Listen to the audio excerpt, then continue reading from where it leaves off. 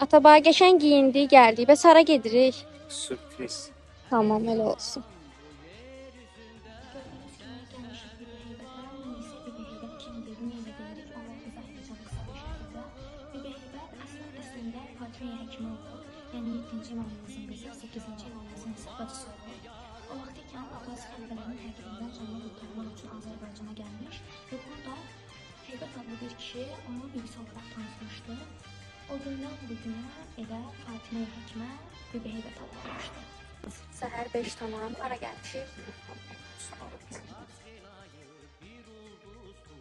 İndi isə gəlmişik xanım Həkimənin bacısı Leyla xanım.